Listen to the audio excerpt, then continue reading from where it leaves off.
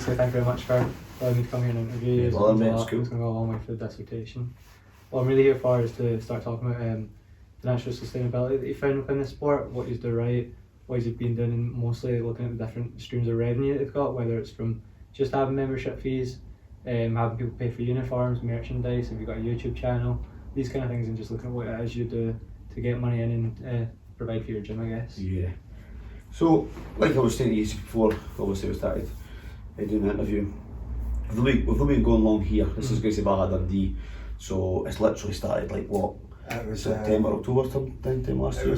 We signed the lease September-ish and we were open by October. October, and 3 then we weeks. ran the 2 months, new members. We ran existing members for a month. Let them get used to it. And then we put new members in November, December. So we're now into our fourth official month of openness. We pretty much ran, right? When we first opened, we weren't expecting to be open so soon.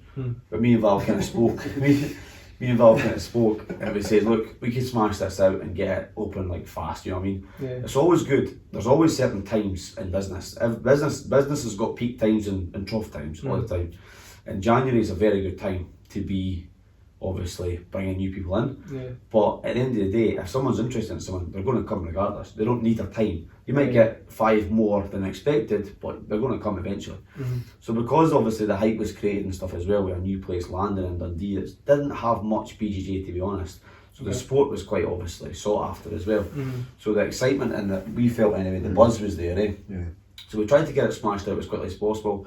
Obviously for us, like from a business point of view, like the more time that we're not open, the less money you're going to make, you know what I mean? So you need to have that kind of money building, because the sooner you can build the money, then the sooner things are going to be easier, the sooner you're going to get a wage, etc. as well. So pretty much it was just like we basically agreed to just sort of smash it out as quickly as possible. It was a labour of love as well, to be honest with you. The late Aye. nights at 3, 4, 5 o'clock Aye, nights in the that we're morning. here. It's just something you want to do. It's to give back to the community. Was it just you two that built this place, or did you use any like volunteers or anything to help? Pretty much, I would probably say it was just us two. We've got a few guys that help, A but few not- guys didn't keep it help, to be honest. Yeah. But if you're not skilled, they're actually causing us more work to do to fix the Okay. problem. Yeah. So Aye. I'm a Sparky, he's a joiner. We've got another joiner in to speed things up a little bit, and we've got a painter to do the taping and stuff, but we do Aye. most of it ourselves. Okay. Yeah. A lot of late nights. Like I say, a few guys did help us, which is great, but really it was kind of like you said, 3 o'clock, 4 o'clock in the morning, and back again at 8 o'clock in the morning. Right. And he's trying to work and do some jobs at the same time to Yeah, it was keep, chaos. to keep his own customers happy, Yeah. whilst still trying to teach the classes And- that have already and- got and more not money. Aye, totally. Just made it in no more, I'm telling you. Skin of my teeth. Val's got a property business as well that he invested a lot of money into just before I came to tell me this idea. So it wasn't really good timing for Val, to be honest with you. And I done the same with Stevie actually as well for 6 months ago, which is exactly the same in Fife. But you know what I mean, like sometimes opportunities come to you and you're not really in control of it, and you say look yes or no, and then it goes and you never get a chance at it again. So I'm just grateful that Val took the opportunity as well, because obviously we worked together for we've been together for 7 years, you know what I mean? He's been travelling to Fife and stuff as well, and coached under me, and he's one of my high grades and stuff as well, and a great coach as well. So he's not just turned into a great competitor or an athlete or a fighter, etc. He's also turned into a great coach. So it just works perfect, you know what I mean? Like, we rarely fought, we really dispute, we always agree with some stuff. Only because he kicked my ass, right? Aye, right. It's always that level there. But Because of black belt, we might fall a little bit more, you know I what I always mean? say to guys, you know, at the end of the day, it's about martial arts with respect. And men respect it, Darren. So if we have a disagreement and he says that's what I want, I'll just go with that. You know what I mean? And I'm fairly laid back as well. I see a lot of people's points for a lot of different angles. I'm not just like it's my way and it's this way. There is certain things that you have to be like that, you know what I mean? Like Gracie Baja set us some strict guidelines in that as well. So we kind of got to be on that with the guidelines and stuff as well. But generally, like if someone's got a good suggestion, you're going to take it on board, you know what I mean? And I think that's paramount to business as well. You can't be too stuck in the mud. You've always got to be evolving, you know what I mean? 10 years ago, if you says to yourself, I'm not going to be on social media, your business is probably going to fail. Simple as that. But unless you choose to adapt and become on social media or whatever, your business could potentially grow. If it does, it might not, but it's got the potential there. It's got far more potential than not using it. So you've got to kind of sort of take these things on, you know what I mean? So 100%. So you got anything to add with that? it's I would like you to maybe tell maybe a little bit more about the struggles that you've kind of faced recently, especially setting up this place. I don't go too much detail, obviously, but I think people kind of need to know that. That I think everyone seems to think, right, that having a place of your own that you can call your own and that you can train anytime you want is like living the dream, you know what I mean? And it's sometimes far from it, you know what I mean? Like literally, like you've got this place and you put so much on for others in the community, and they pay a small fraction of that, and they've got pretty much exactly the same as you've got. Because Val can come in here and pretty much roll whenever he wants, and so can most of the guys, you know what I mean? So to a certain degree, like he's local and stuff as well. I'm like that at my gym. Like all my guys have got access to my gym and that as well in Fife. So you know what I mean? So you put a lot on the line for that sort of stuff as well. So it is a massive sort of deal, like I don't think a lot of folk understand actually how much you put on the line. To be fair, not that they have to. No, I mean that's your gig. You've took that on. That's your responsibility. To me, it's not a business thing. To me, it's part of being a martial artist. There's guys giving their time to me for years to get me to where I am now. For me to keep taking and not giving anything back, that's not the way it works. What if those guys did to me and I wouldn't be anywhere? So it's only fair that you get to a certain level. Like Darren asked me to be an MMA coach ages ago. I thought I'm still not good enough to be that. But you know, guys coming through, I've been fighting for a couple of years. Of course, I'm 2 years ahead of them. So to me, it was just it's a natural progression. It's something you've got to do. You've got to become that coach. It's only fair. I was saying to Michael that like I think I've been really lucky with my topic for this dissertation because the culture in jiu-jitsu is you just teach someone something so they can learn, and that way you just get used to it, and that's why so many people have been like helping me out. Everyone's just because always pass on the culture, you know. It's a martial art, I mean, it's more than just a sport. It's got a sport side to it, but I never forget the fact that it's a martial art. You know what I mean? The difference between a martial art and a sport is martial is born out of warfare and necessity, defending your family or your country or your livelihood or something. We turn it into a sport, but it's still a martial art, so the respect is still got to be there. So for me, it's always been more of a martial art thing than a business thing. 100%. But Dan knows he set the precedent a couple of years ago, and he's watched the struggles I'm going through. I got a customer who decided in the job that he didn't want that work done, and he didn't ask for that work to be done, and I'm not paying the bill. I'm like, well, you can't go on like this. I remember the times, you know what I mean? We need to get out of this. So when this opportunity came along, for the minute, as cheesy as it sounds, for the minute I walked in the building, I knew this is our new academy. I've never doubted for a second we'll make it work. Never. Because we're not doing it for the money. Like I say, when I was here, losing money, taking time on work to be here all day, taking deliveries, trying to do a little bit of work, and losing £30 an hour every single hour that goes past. I don't care. You know what I mean? Because I've got a couple of guys already who've responded well to the training, and you can see their lives start to change. That affects their families, that affects their job, and it's positive ripples in the ocean. That itself makes it worthwhile. Forget the money. You know what I mean? But Master Carlos's idea is that if you train jiu-jitsu and you teach jiu-jitsu, you should be able to make a living out of it. So you don't have to work in a factory 40 hours a week and then only train at night time. You provide value to people, so you should be able to do that as much as possible. So we've got plans to be open morning classes, midday classes, evening classes, weekend classes, self-defense classes, women's classes, kids classes, every area covered for. And absolutely doing everything we can to provide as much value as possible to our students and the community and make the world a better place. It sounds really cheesy, but it's very close to my heart now. Explaining the Gracie Barra way to new guys, I could bother for hours. And once consultation, it's maybe a half hour, last an hour and a half. And the guys never took their eyes off me. They could tell that it can change your life. I can see you're passionate about it just sitting here, to be honest. Of course. We've been here seeing a minute. When you work with something you're passionate about, it doesn't feel as half as hard. And you can talk about it for so long, you can do it with no regret or like animosity towards it, you know what I mean? I have no, like even tonight I was on the way home and I forgot about the interview. So I drove back. Oh really? So I was half an hour down the road and I phoned Val and I was like, I've got the interview with that guy, man. I knew I had something to do tonight.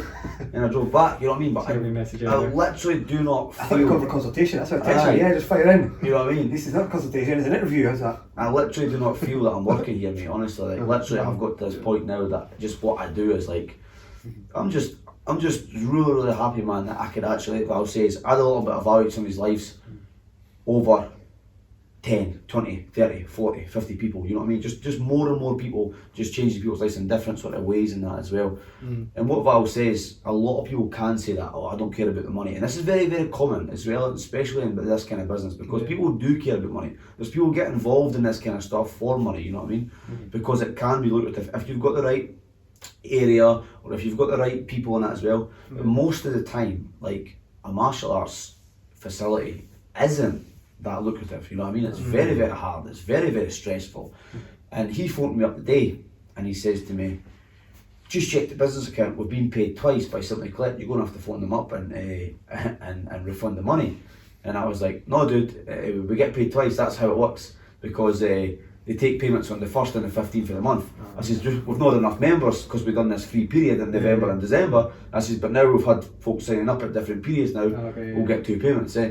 And that's when, I knew before, but that's when I knew that you're working with the right guy, you know what I mean? Yeah. I'm working with somebody who's like me, you know what I mean? Like, I don't have any qualms at all that Val's in Dundee and he's robbing people or going to like use this sort of facility to sort of to make as much money as he can. He's wanting to add value to people's life similar to me, and if that doesn't sit with me, then we can't grow, we can't be successful, you know what I mean? And I think that's got to be at the forefront of every single thing in life, not just like in general like martial arts and stuff as well, but in life. If you ain't adding some sort of value and helping somebody for something, then that's cool.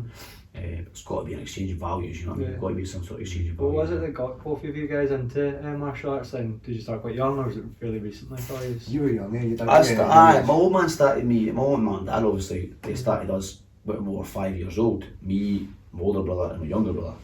You're all going into martial arts, it's going to be good for discipline, it's going to be good for respect, and then when you're 16 years old, I'm not paying for you, you can pay for yourself if you want to. And then when I got to 16, I just left it. Not because I didn't enjoy it, I just wanted to do other things, you know what I mean? Yeah.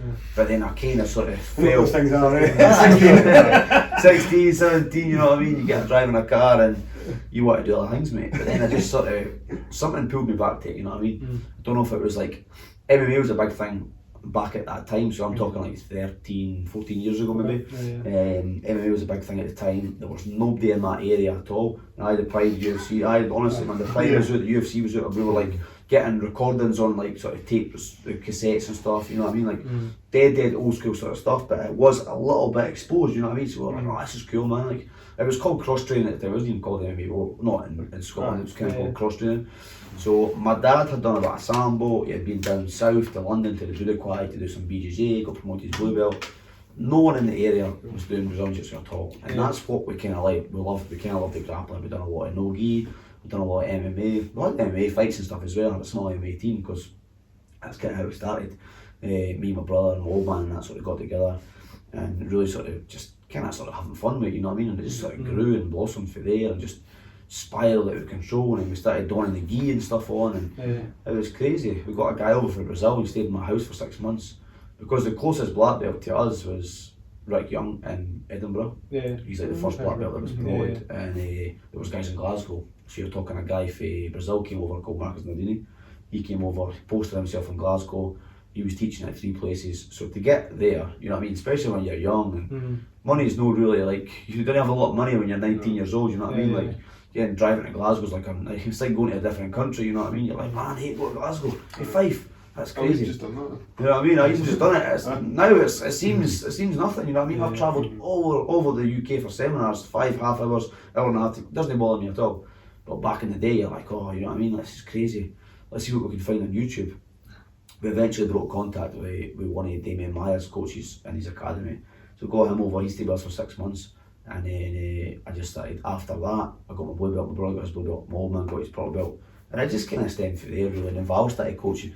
Actually, you contacted me to come up here to teach BJJ. Yeah, because Val had a wee club going with his mate, a wee MMA club. And a good bunch of guys, and some of the guys are still with us today as well. Just came back as well. Exactly, you know what I mean? So it's quite good actually. So I was coming up once a week, every Wednesday I was coming up, and I just, the guys want to pay for it, you know what I mean? There was no, that's a great example to be fair, that not having a good system. They were doing it on the Tuesday and Thursday, so we're getting away with murder. The guys run the clubs, as long as he made his money to pay for the club, he wasn't caring. And he down and outers come and train, just get them off the street. But the hat wasn't in it. At the end of the deal, come across, it could be 10 guys minimum. It has to be 10 guys, you know what I mean? And the guys want to turn up, etc. I said to him at the time, I said, look, if you guys will lose out, I've got a car, I'll just go across the street with Darren. I'm not missing out, but you guys will miss out if the numbers aren't there. And I pretty much left that club and went across that train with Darren. And that was 7 years ago. I've lost teeth and broken nose and all that since. I've been joining against the bar round about that time as well. I was transitioning from blue belt to purple belt, and my coach was kind of a long distance relationship in that as well. And I got really friendly with Broly Ostima, which is one of the best in the world. And went to a summer camp in Jersey, and ever since then, mate, like we just connected, and like I wasn't forced into becoming Gracie Barra. I just like what it was all about. I liked the vision, I liked the culture, I liked the people, you know what I mean? And I thought, you know what, man, I could really be busting that in Scotland, you know what I mean, and using that. And it was really about the team as well. Like, that's what